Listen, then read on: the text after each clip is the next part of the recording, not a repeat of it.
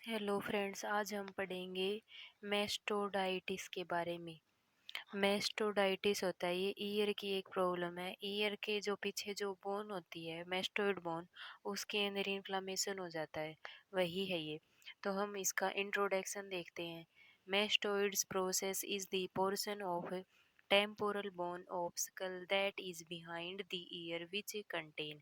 जो mastoid bone होती है वो हमारी टेम्पोरल बोन के का एक पोर्शन है जो स्कल की बोन होती है, टेम्पोरल बोन। और जो मैस्टोइड बोन है ये टेम्पोरल बोन के जस्ट नीचे प्रेजेंट होती है, हमारे कान के पीछे। ठीक है। ओपन एयर कंटेनिंग स्पेस, ये ओपन एयर कंटेनिंग स्पेस होता है। It is usually cause by untreated middle ear infection and it is leading cause of child morbidity. कि जो ये मैस्टोडाइटिस है, ये क्यों कोज होता है कि जो हमारे मिडल ईयर के अंदर जो इन्फेक्शन हो जाता है, untreated middle ear infection infection हो गया और हमने उसका ट्रीटमेंट ना करवाया हो, तो उसकी वजह से ये कंडीशन अराइज हो सकती है। और ये कंडीशन क्या कोज करती है? चाइल्ड मोर्टेलिटी, बच्चों के अंदर होने वाली जो मृत्यु दर है उसको ये बढ़ाती है। बच्चों बच्चों के अंदर मोर्बिडिटी का एक कोज बनती है। अब इसकी definition, it is an inflammation of mastoid process behind the ear. जो ईयर के पीछे जो मैस्टोइड बोन प्रेजेंट है उसके अंदर इन्फ्लामेशन हो जाता है, इसे ही हम मैस्टोडाइटिस बोलते हैं। And of the air space connecting it to the ear of cavity of middle ear. जो मिडल ईयर होता है, मिडल ईयर की जो कैविटी होती है उसके साथ में ये कनेक्ट होती है। तो इसकी सिंपल सी डेफिनेशन यही है कि जो हमारे कान के पीछे जो मैस्टोइड बोन प्रेजेंट है उसके अंदर अगर हमने मिडल ईयर के अंदर इन्फेक्शन हुआ तो उसका ट्रीटमेंट ना करवाया हो, तो उसकी वजह से मैस्टोइड बोन के अंदर इन्फ्लामेशन या इन्फेक्शन हो जाता है। जो हमें स्वेलिंग दिखाई देती है, रेडनेस दिखाई देती है, तो यही मैस्टोडाइटिस होता है। ये इसकी डेफिनेशन है। फिर है इसके कोज के क्या क्या कोज होते हैं जिसकी वजह से मैस्टोडाइटिस हो सकता है। पहला है इन्फेक्शन ऑफ मिडल ईयर। अगर जो हमारा मिडल ईयर है उसके अंदर इन्फेक्शन हो गया और उसका हमने ट्रीटमेंट ना करवाया, तो ये मैस्टोडाइटिस के अंदर कन्वर्ट हो सकता है। Injury of mastoid bone and cell. जो मैस्टोइड बोन है, ये जो हमें डायग्राम के अंदर दिखाई दे रही है कान के पीछे, इसके अंदर अगर इसकी जो सेल है, इसकी बोन है, इसके अंदर कोई इंजरी हो गई तो उसकी वजह से भी ये कंडीशन अराइज हो सकती है। फिर है upper respiratory infection. Upper respiratory system है उसके अंदर कोई इन्फेक्शन हो जाए, जैसे रिनिटाइटिस। रिनिटाइटिस होता है जो नोज की जो म्यूकस मेम्ब्रेन है उसके अंदर इन्फ्लामेशन हो जाए। और सिनिटाइटिस होता है जो 4 या 5 साइनस प्रेजेंट होते हैं हमारे माउथ पे, नोज के आसपास में, उनके अंदर इन्फ्लामेशन हो जाए तो उसकी वजह से भी मैस्टोडाइटिस हो सकता है। ये रिनिटाइटिस और सिनिटाइटिस है, अगले ही डिजीज हैं, हम इनको कल या परसों में पढ़ते हैं। फिर है रिलेटेड टू जाइगोमा फ्रैक्चर। अगर हमारे जबड़े की जो बोन होती है उनके अंदर फ्रैक्चर हो गया हो, जो हमारे कान के पास में होती हैं उनके अंदर इन्फ्लामेशन या इन्फेक्शन हो गया, उनका फ्रैक्चर हो गया हो, तो उसकी वजह से भी मैस्टोडाइटिस अराइज हो सकता है। फिर है इसके साइन सिम्टम कि हमें पेशेंट के अंदर क्या क्या साइन सिम्टम्स दिखेंगे। ईयर पेन, उसके जिसमें मैस्टोइड बोन के अंदर इन्फ्लामेशन हो रखा है तो उस ईयर के अंदर पेन होगा। स्वेलिंग ऑन मैस्टोइड बोन, जो मैस्टोइड बोन है उसके अराउंड में स्वेलिंग आ जाएगी, सूजन आ जाएगी। Sewer pen eight eating time, जब हम खाना खाएंगे तो खाना खाया नहीं जाएगा, पेशेंट को बहुत ज़्यादा पेन होगा और पेशेंट को नोजिया और वोमिटिंग भी होगा। फिर है प्लूरेंट डिस्चार्ज में बी ओड्यूल से और फॉल स्मेलिंग। जो प्लूरेंट डिस्चार्ज होगा उस बदबूदार स्मेल आएगी।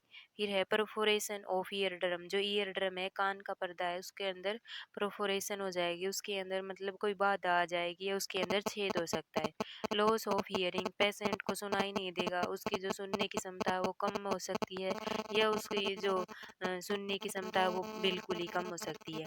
फिर है painless discharge from the affected year. जिस ईयर की मैस्टोइड बोन है उसके अंदर इन्फ्लामेशन हो रखा है तो उस ईयर से पेनलेस डिस्चार्ज होगा। और डिस्चार्ज तो होगा लेकिन पेशेंट को पेन फील नहीं होगा। फिर है इंक्रीज इंट्राक्रेनियल प्रेशर।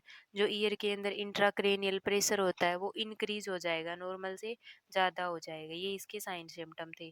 फिर है डायग्नोस्टिक इवाल्वेशन, कि हम डायग्नोस्टिक एवालुएशन क्या क्या करेंगे, कैसे जांच करेंगे।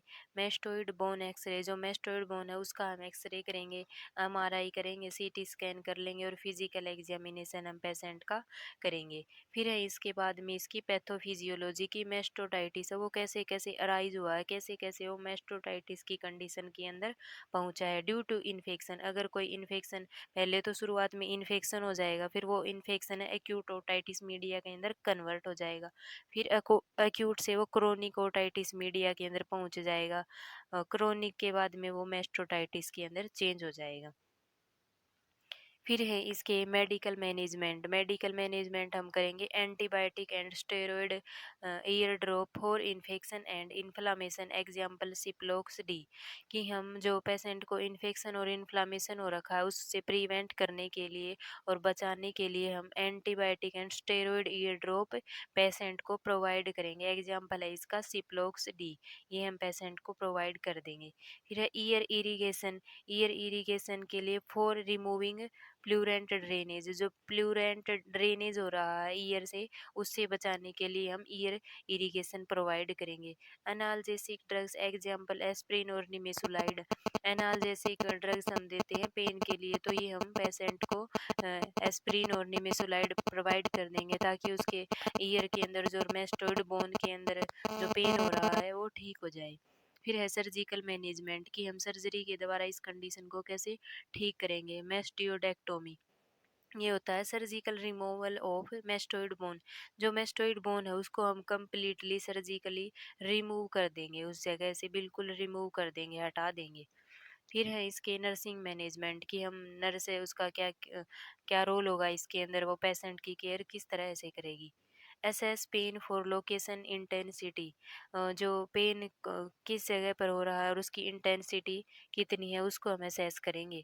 Administer analgesic as prescribed to relieve pain, pain को रिलीव करने के लिए हम पेशेंट को एनाल्जेसिक मेडिसिन देंगे जो डॉक्टर ने प्रिस्क्राइब्ड की हैं।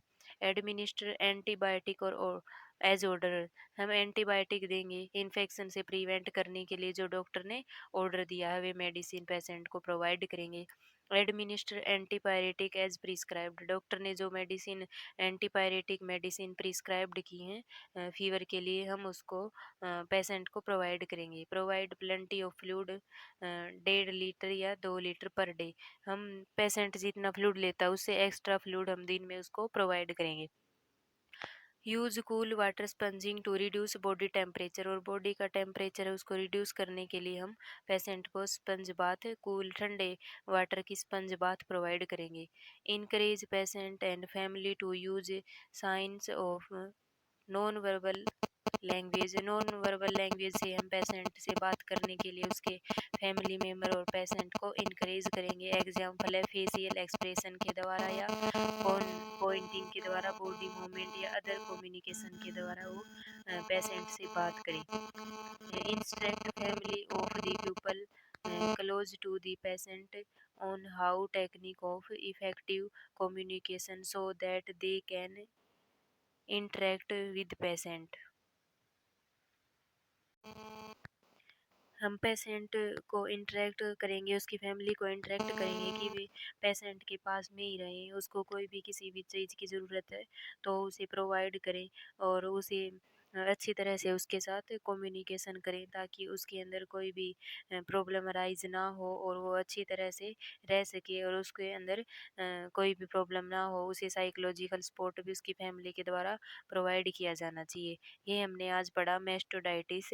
इससे रिलेटेड अगर आपको कोई भी डाउट है तो आप मुझसे पूछ सकते हैं। Thank you.